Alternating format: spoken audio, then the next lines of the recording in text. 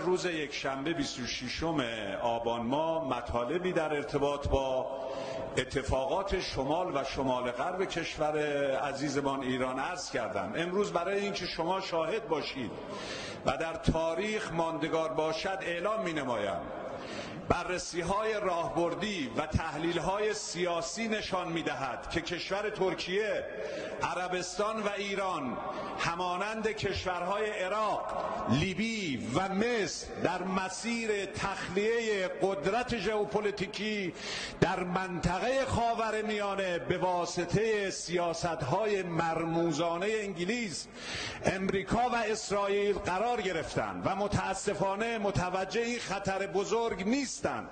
ترکیه اخیراً با مداخله مستقیم در امور داخلی دو کشور مستقل آذربایجان و ارمنستان و تغییر نقشه سیاسی منطقه مسیر ورود ناتو، اسرائیل و امریکا را به عمق ژئوپلیتیک دریای خزر هموار کرد، در حالی که در غفلت مرگبار سیاست خارجی ایران نسبت به این تحولات پر اهمیت منطقه‌ای مجلس که خود را مدعی انقلابیگری می‌داند مشغول مسائلی که برخی از آنها سطحی است نموده. لذا انتظار می‌رود در یک موضع‌گیری کاملا قاطعانه نسبت به اتفاقات اخیر در منطقه شمال غرب ایران واکنش جدی نشان داده شود. پیشنهاد می‌شود در یک بیانیه نسبت به مداخله ترکیه در این منطقه عکس‌العمل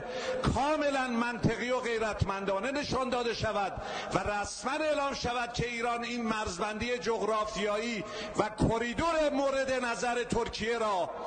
به رسمیت نمی‌شناسد و با دعوت از سفرای آذربایجان، ارمنستان، ترکیه به مجلس از آنها توضیح مفصل بخواهد. مردم ایران، نمایندگان عزیز،